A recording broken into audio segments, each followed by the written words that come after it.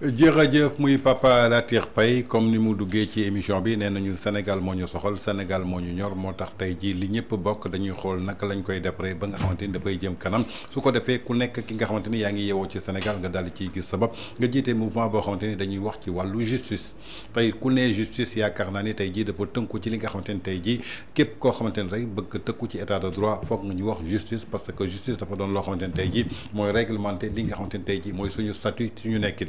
ñi gis semaine bi passé ay phénomène ak ay faits yoo xamante ni jaaxal na àdduna wërngal këpp ginnaaw ab émission boo xamante ni dañ ko doon def ak benn doomu sénégalais boo xamante ni mi ngi bitim réew donte dañu ne mandat d'arrêt international moo tegu ci kawam muy Madiambal Diagne kenn dootu ko présenté journaliste la homme d'affaires la homme politique la ci biir loolu émission bi nga xamante ni journalistes yi aussi ci seen wàllu liggéey ci droit à l'information bi nga xamante ni suñu constitution moo ko santaane que képp koo xamante ni war nga wuti ji information jox ko saskan da nga ko koy jox mais dañu gis irruption ay takk der ci biir këru ay taskatu xibaar mu doon loo xamante ni barewuñu ko gis ou bien suñ ko gisee tamit lu néew la ñu bare nag di ko ñaawlu jëmale ko ci bànqaasu démocratie jëmale ko ci bànqaasu liberté d'expression tey bi nga gisee ay takk der ñëw ci télévision 7TV fi nga xamante ni Maïmouna Ndour Faye dalaloon na Madiambal Diagne tey jii ñu ñëw def fa irruption en tant que jigéen donte li mu leen ñaan sax may leen ma summi samay daal la xamuñu woon ndax confortoon na wala confortul mais dañu gis dañ ko daal di brutaliser manu militari ñu yóbbu ko ci seen fourgonnette tey ban jàngat nga am ci loolu. waaw alhamdulilah comme balaa nga ne naam ne fa. donc puisque jusqu'ici fin heureuse dañuy gisagum. en tout cas ce qui est important mooy ñun ñëpp ñu fàttale ko suñu bopp te fàttaleen ko suñu diggante. juste pour dire démocratie buñ ko doon wax la démocratie quand même repose sur 4 principes. li ñu naan d'abord la souveraineté. la souveraineté appartient au peuple. kenn amul sañ-sañu jël doole askan wi di ci xeex sa xeexi bopp. waaw ba ma tàmbalee tooñ suma doomi ndey sànni ko xaar déjà la Ousmane Sonko ci boppam doon wax ne bu ma ne ministre de l'intérieur jàppal wala ministre de la justice toppal. maanaam loolu maanaam démocratie day dàq loolu la souveraineté appartient au peuple. leen la ca tegu doon tout simplement séparation des pouvoirs. le pouvoir exécutif le pouvoir législatif et le pouvoir judiciaire. ñu njëkk a interpellé je dis au-delà du président j'interpelle mon frère Bassirou Diomaye. ne ko mu assumer la plénitude de la fonction présidentielle. pour autant Ousmane Sonko au-delà du premier ministre le frère Ousmane Sonko ne ko mu xam ay prérogatives am te assumer tout simplement la nga xam ne moom moo ko war en tant que tout simplement njiitu gouvernement tàmbalee ca yem ca leneen la ca des assemblée nationale aussi xam liy rôle am le rôle de l'assemblée nationale c'est de contrôler tout simplement en tout cas les actions du gouvernement sinon le gouvernement et de voter des lois générales et impersonnelles loolu nag ku ko wax da nga ne quand même justice bu ñu ne justice nag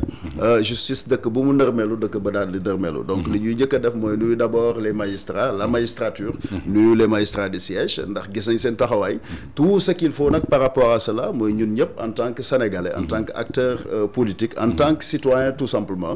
ñu xam ne li ñu war a mën a fexee def et depuis lors mooy gàllankoor ci lu bari suñu en tout cas fonctionnement justice mooy d'abord le cordon ombilical qu'il y a entre le parquet le ministère de la justice la présidence je vais juste sauter la primature mais ca la bokk parce que nous parlons de l'exécutif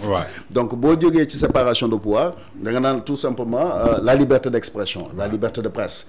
liberté de presse boobu nag ci ñi nga xam ne ñoom la ñuy tudd ci loolu la ñuy nekk comme ñi nga xam ne jàpp nañ leen ci kaso gi ku mel ni tey Abdou Nguer ku mel ni mën nañ ci citer ñu bari ñoo xam ne ñoom Lat Diop ak ñeneen ba ci Farba Ngom bi nga xam ne le droit humanitaire tey da ko libéré donc je dis tout simplement que dëkk bi nga xam ne ñun ñëpp ñoo ko bokk liberté d'expression quand même faw ñu nangu ko nangu la liberté de presse et loolu ça évoque quatrième bi mooy tout simplement l'égalité des citoyens devant la loi mais bu ma bëggee tey ma insister ci wàllu tout simplement ce qui s'est passé en tout cas j'ai été très déçu quand même de voir cela et loolu ça remet en cause quand même les compétences du ministre de l'Intérieur ça démontre tout simplement que Maître Cissé en tant que ministre de l'Intérieur il n'a pas les compétences requises pour gérer le ministère de l'Intérieur parce qu'il sait pas comment ça fonctionne autant que le ministre de la Justice parce que je pense que am na loo xam ne ki dans un pays normal Sénégal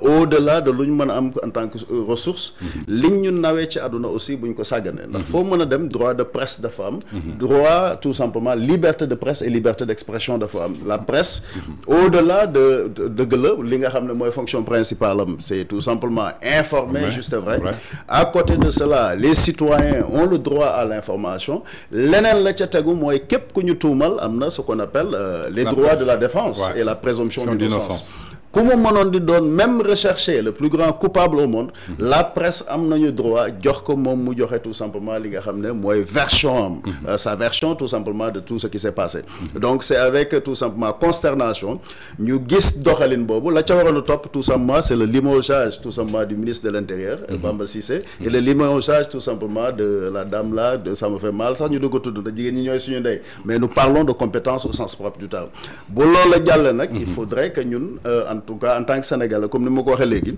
qu'on fasse tout simplement la part des choses la part des choses mooy tey bu ñu yoree dëkk di ko doxal bu ñu la dénkee dëkk d'abord bokk moomel la ñëpp ñi ko bokk am nañu sañ-sañu wax ko que dafa mel ni kër gi buñ ko bokkoon ñun ñëpp ñu dénk la ko boo xëyee yor sa marto ñu ne yaa ñu liggéeyal ngay daaj wala ngay dajji loo ciy mën di def war nañ cee mën a ndax yéen katu xëddeen dañuy yëgoo comme ni ñu wax tout à l'heure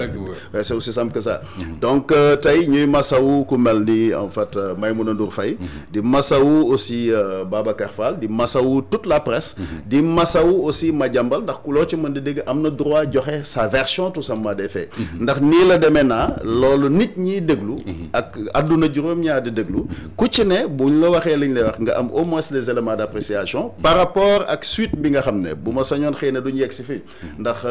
nii mu demee bu fekkoon ne à la place de ceux qui sont là donc kenn du defee noonu Madiambal d'abord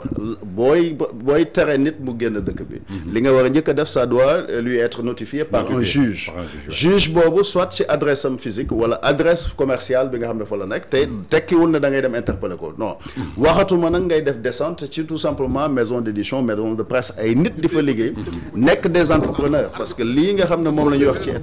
état lay wàllam mooy favoriser les conditions nit ñi les entrepreneurs comme yéen ñi ngeen mën a créer emploi mën a surtout li nga xam ne war na ci Sénégalais mooy droit à l'information ngeen dal di ko wéyal donc c'est avec consternation ñu gis loolu et je pense que ci doxaliñ lam doon maye Madiambal am na droit défendre boppam leneen la ñuy ñaawlu mooy tout simplement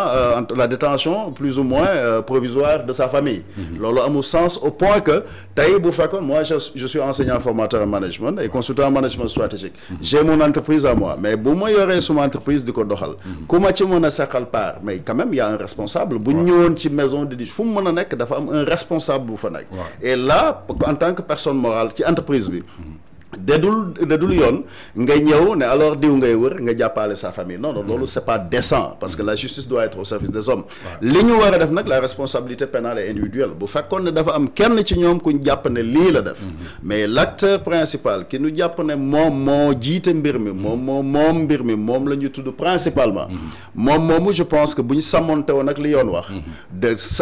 garantir ko les droits de la défense au sens propre du terme gëm naa ne dina taxaw mais nag aussi quoi qu'on puisse dire ni mu demee boo demee ba invité nit ki mu ñëw ba aéroport nga ne ko waroo dem déjà loolu c'est indécent en tout cas du point de vue de la procédure au sens propre du terme da ngay notifier nit ki ñaar bu demoon ba génn la nga war a mujjee def mooy lancer un mandat d'arrêt contre lui parce que boo ko defee yow déjà joxatoo benn possibilité maanaam ngeen daje bu doon man à la place de tous ceux qui parlent moi je me déplace il est en France je me déplace ñu ñëw toog da ko grand cas ñu toog waxtaan parce que nous parlons du Sénégal quand même parce que quoi qu'on puisse dire le linge sale se lave en famille fii bu fekkoon ñetti nit ñoo fekk ñu dëkk wala mbooloo moo gis ñu nekk ñetti fan